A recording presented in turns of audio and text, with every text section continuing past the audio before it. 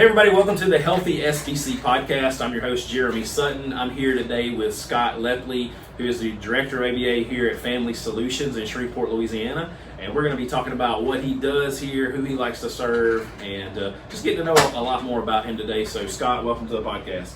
Great, thanks for having me, man. Really excited to be here and talk about the community we serve. Yeah, I know. It's funny, when I started this podcast a few months ago, I thought about going global again. I've done that before, but there's so many people in Shreveport, Bossier, and the area that serve our community. There's just a plethora. There's no shortage of experts, and so I'm excited to have you on. So just kind of introduce yourself. Tell us a little bit about what you do, how long you've been doing it, things like that. Yeah, absolutely. So currently, right now, I'm serving as the Director of ABA Services for Family Solutions. We have currently 5 going on 6 clinics throughout the state of Louisiana. Including the one that we're talking in right now, right here in Shreveport, Bossier. What I do specifically, and a little bit about my title, I'm what's known as a BCBA, a Board Certified Behavior Analyst. Okay. And essentially what that is, it's a master's level credential that is an expert in behavior analysis, which uses behavior therapy, behavior analytic components to work with individuals on the autism spectrum. Gotcha. Wow, that's a lot. Yeah. So you're really smart, is what you just said. It depends on who you ask. I don't want to make any sweeping generalizations. So if we ask your wife, maybe, I don't know. Don't ask my wife. Yeah, don't ask mine either. Don't ask my kids. They care not about the doctorate in physical therapy that I have. So awesome, man. So how did you get into behavior analyst? Yeah, so it's kind of been a long run. I've been in the field in some capacity for almost 15 years now. Right. And I started really during my bachelor's degree at LSU. So I was a psych major. I was working in a lot of the research labs and realized that I hate working in research labs. Yes. And so as a sophomore in college, I'm like, is there anything remotely clinical that I can do? Probably not.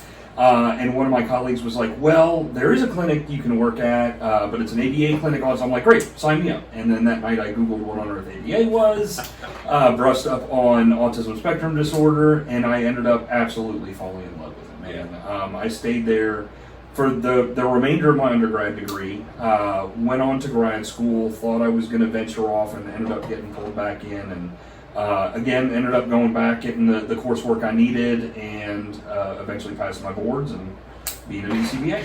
Wow. And have you ever regretted the staying out of research part, or you just... Not. Funny you should say that. So I'm actually, as we speak, engaged in a research project with a professor over at LSU S. So dipping my toes back in and then realizing I think I probably made the right decision. I'm incredibly interested in what we're doing. I can't wait to see the results, but I think I made the move. Yeah, I love that.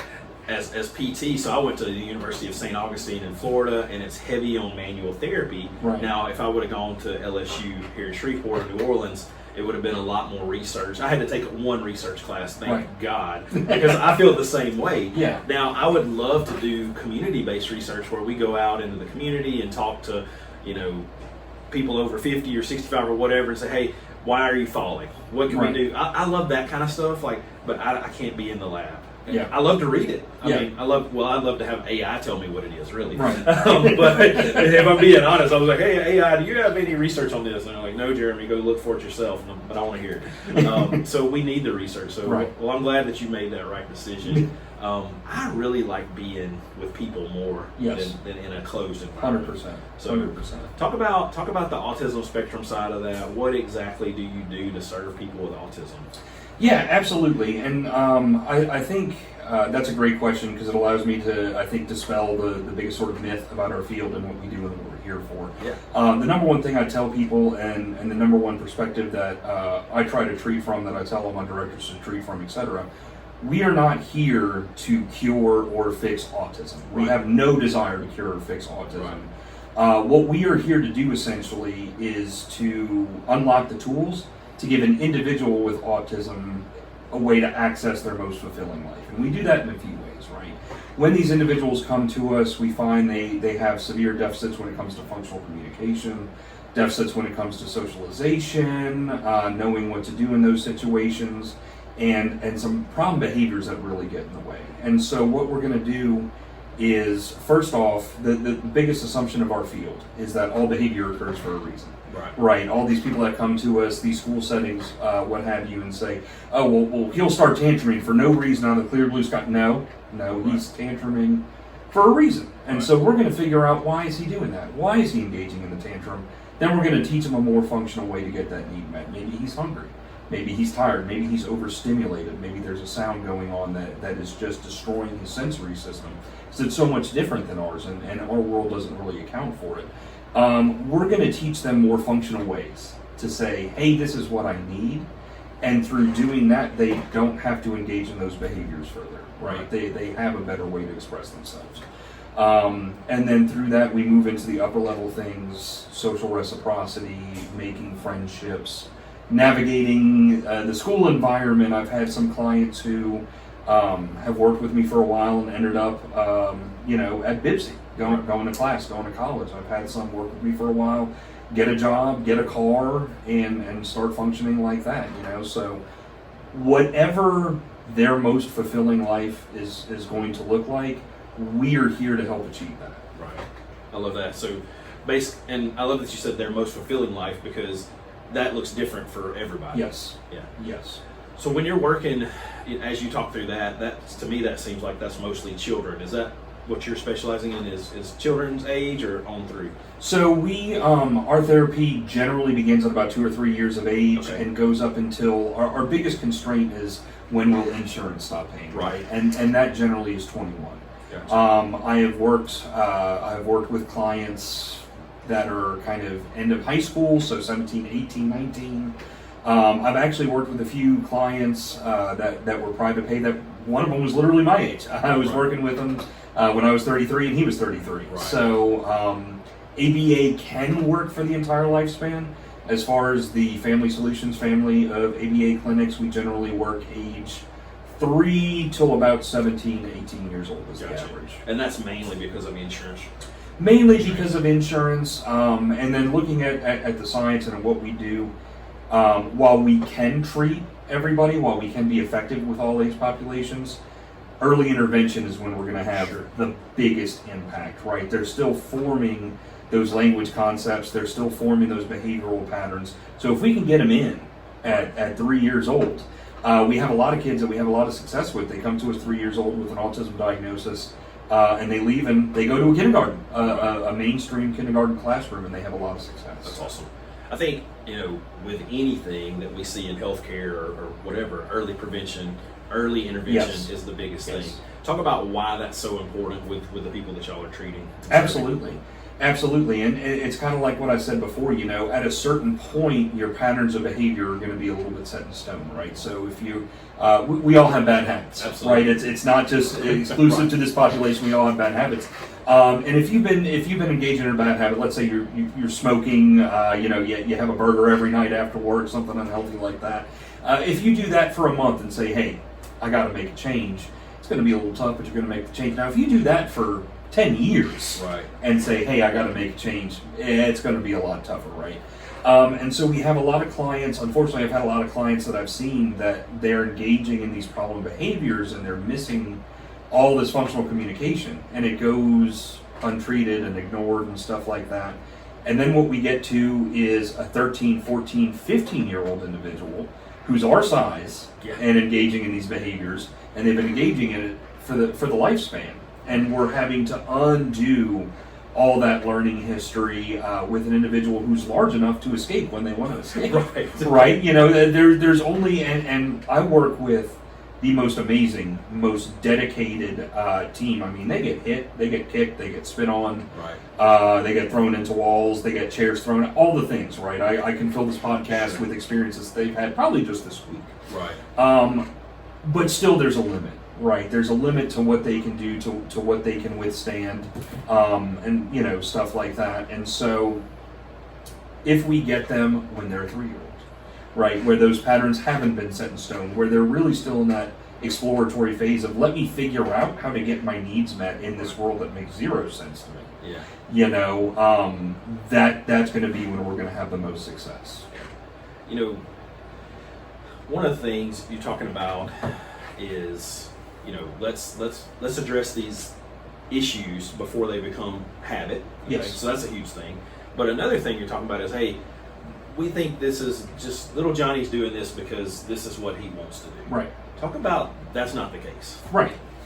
Yeah, and so absolutely, and again, going back to, every behavior has a function, has a reason, right? And so it gets a bit more complex than that, but we like to break behaviors down into 4 main categories, right? Either it's automatically reinforcing, they want attention, they want to escape, or they want a thing, right? And so it could be that it's just something that they enjoy engaging in. You look at kind of some of the stereotypical autism behavior, we call it stereotypy, some of the flapping, the noise making, stuff like that.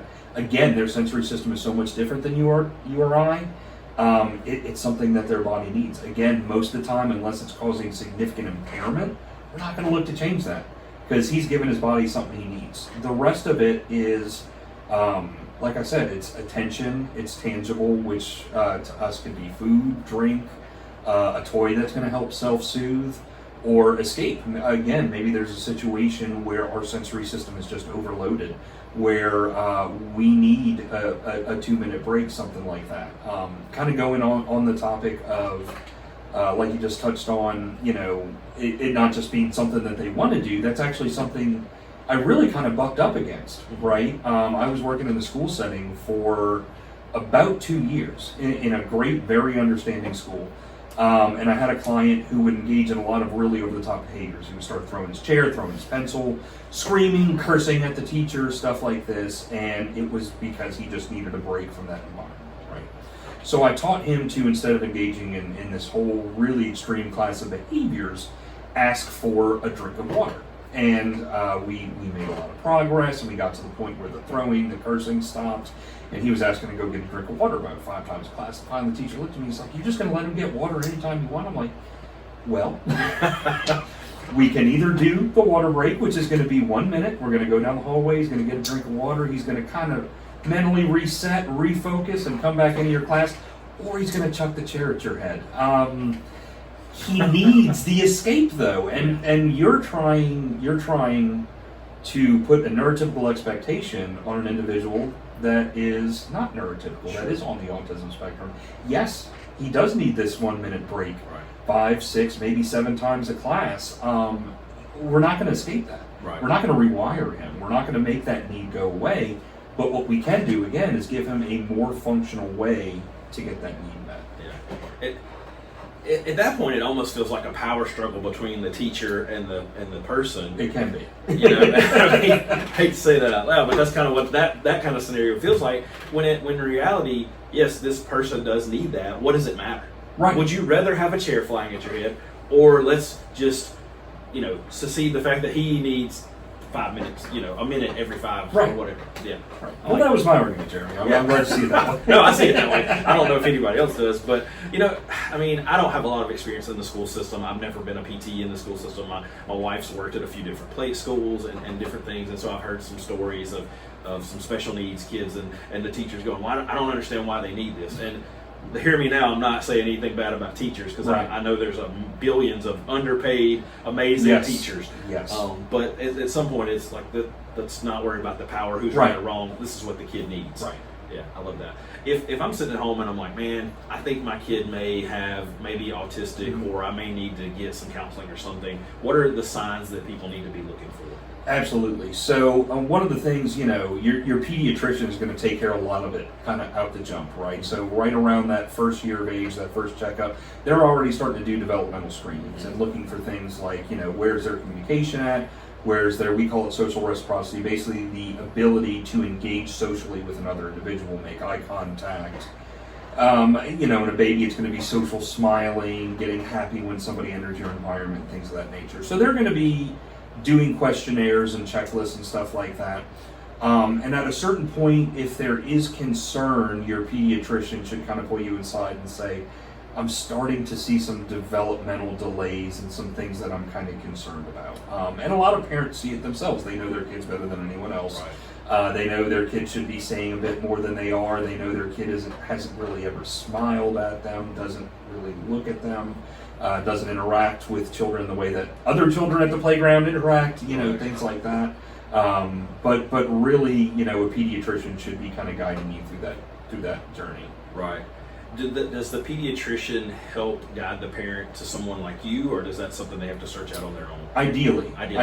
I do spend a lot of my time is spent kind of going into pediatricians' offices and just either talking to the pediatrician who is always outlandishly busy, and I totally understand that, or the individual who's in charge of referrals, right? And it's the same lady that's going to refer to someone like you, right, as someone like me, once they start seeing those deficits that need to be addressed.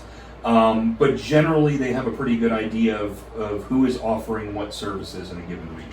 Right. So I find as a physical therapist that even though, physical therapy as a profession does a horrible job of marketing what we do, so nobody ever knows what a PT does, but you're not top of mind to physicians. Right. You have to go in and talk to them, and just like what you're doing there, I know they're thinking about, hey, this child has autism, we know there are people, but they need to know who the people are that are going to give that kid the best chance to thrive. Yeah. So I like that. Perfect.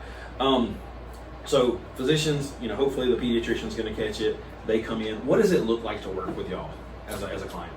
So as a client, actually that's a really great question, and I'm I guess going to take the opportunity to sort of walk through the steps of how do you get from my doctor has seen some concerning things to we're now in therapy. That's awesome. Right. Let's do that.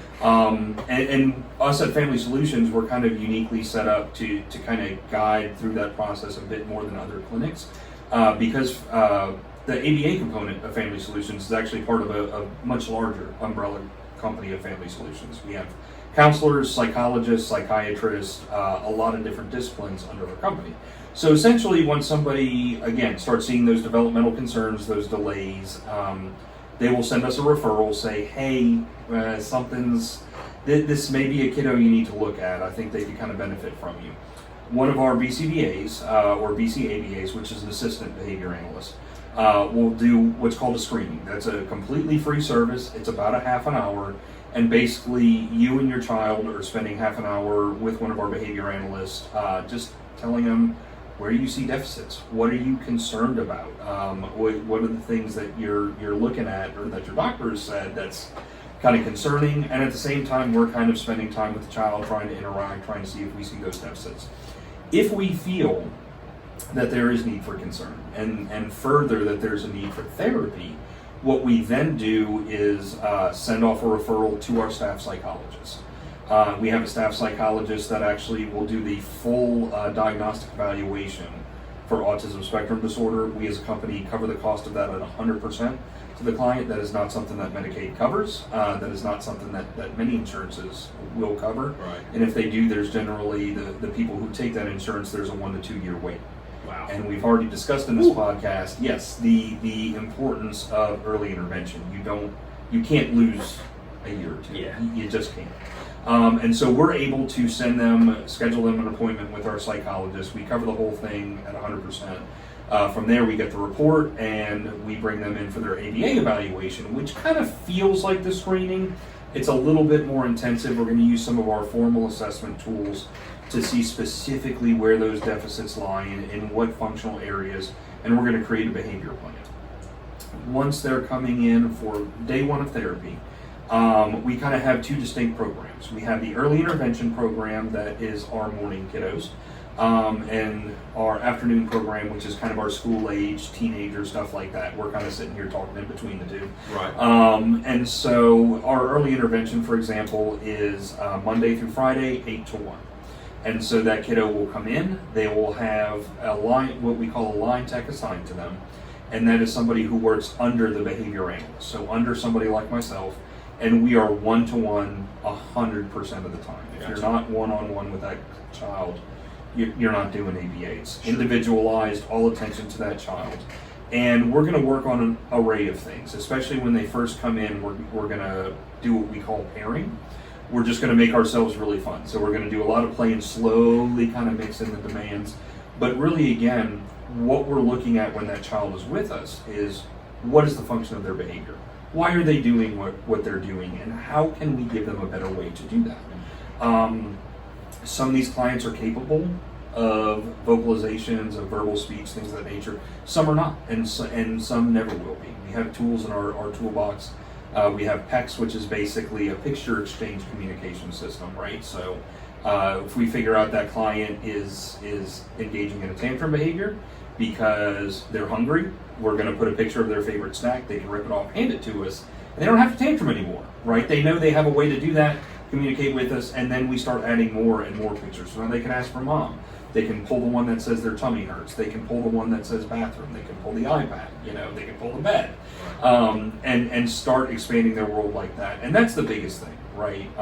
And that's the biggest thing I'll always harp on is, as we see an increase in their ability to communicate, we always see the behaviors go down. Sure. Because there isn't a reason to engage in those behaviors anymore. Again, at the same time, we're looking at some of the other deficits that they come in with. Again, some of the social deficits that they have, the inability to play with toys correctly, to interact with peers correctly, and we're going to have certain times of the day that are geared towards interacting with peers. But again, they have the therapist there one-on-one, right? So if it gets overwhelming, they can intervene, they can give some coping skills, they can model, they can prompt, and through that practice, they start to build some of those skills. I love that. For me, just picking up on as a PT that I don't know a lot about autism, is you're basically opening up the world to them to communicate. Right. Because I know if I'm going out all day and I can't tell someone why I'm upset, or, right. or if I'm hungry or I'm sleepy, then, well, that makes for a pretty miserable day for me. Absolutely. Absolutely. That's dead on. I always give the analogy of, for what these individuals are experiencing. Like, imagine you get dropped off in the middle of the Middle East, right? And you don't know how to, going back to that, I always like to give the analogy, it's like being dropped off in a foreign country and you have no knowledge of the language. Yeah. Imagine that. You're hungry, you need to find a place to sleep, you need to get where you're going, and nobody can understand a word you're saying. At a certain point, you yourself, as a neurotypical adult individual, are probably going to throw a tantrum. You're going to start screaming. Yeah. You're going to start waving your hands wildly because, gee, somebody please just understand what I'm trying to tell you. I'm hungry. I'm lost. Something, and that is these kids every day, even with their parents, with their friends, their peers, their grandparents. That is their experience, and so we are trying to give them the tools to unlock more than that, right? To be able to unlock language, interact with their world, and get their needs and wants met. Yeah, I love it. I mean, we all need our needs met, right? There's basic needs. We want to be loved. We want to be have relationships. Yeah. We need to eat. We can drink all that stuff. So I love what you guys are doing. So I really like to do a section called the SBC Spotlight, where you talk about, hey, this is where we're located. Here's our website. This is how you contact us. All that stuff. Absolutely. So I'll start broad and get real specific. So like I said, we have currently 5 clinics throughout Louisiana. We're here in Shreveport, Bossier. We're also in Ruston, Monroe, West Monroe, Lafayette, and coming soon, North Shore of Greater New Orleans. Awesome. Specifically, hopefully the Hammond-ish sort of area. Here in Shreveport, we are located at 9441 Stevens Road. It is right off the Burt Coons exit of 49. We can be reached at 318-947-9000. And if you look up FamilySolutionsCounseling.org, you can find the whole company's website and then search on there and hone in on the autism services and find everything we offer. One thing I do want to spotlight as we're getting specific and talking about us and our services, most of our ABA clinics actually offer an array of services, not just ABA, everything that an individual would need. Here in Shreveport specifically, we have a staff occupational therapist. Right. That we have the ability to, while they're here for their ABA session, again, sometimes it's 8 to 1, we can pull them for a half an hour or an hour of OT. Over in Monroe, West Monroe, we actually have OT, speech, and you'll love this, PT. Yeah, awesome. So they have the ability to give all those services in one location when the child's dropped off at a Family Solutions clinic. Good. I'm glad you mentioned that because I looked at the website and did see y'all offered OT, PT, speech, some of this. So I forgot to ask you. So thank you for spotlighting that. The last section, Scott, I'd just like to give you a minute to talk about whatever you're passionate about, whether it's LSU football that didn't happen last year, or your kids, or work, or whatever. So just whatever you want. Cool. Wow, I had everything prepared about my job. I wasn't expecting the leisure talk, man. But yeah, so just I guess about me. Yeah, I've been living here in Shreveport for I guess kind of nearing on a decade now. Me and my wife just celebrated 6 years together this past month. Thank you. We have a beautiful, almost 2-month-old little boy named Michael. And so a lot of our free time is dedicated to our beautiful, almost 2-year-old boy named Michael. Yeah. Aside from that, I am a avid fisherman. I love harassing bass, and I'm a big bourbon guy. I'm in a bourbon selection group, and so I can fill another 3 hours of your time talking about single barrel whiskeys and things of that nature. But that's the side stuff in a nutshell, man. Awesome. Scott, man, this was so enlightening to me and educating, and I hope it educated our audience. And this is great. So thank you so much. I appreciate it. Absolutely. Hey, thanks for having me, man. Yeah. Thank you.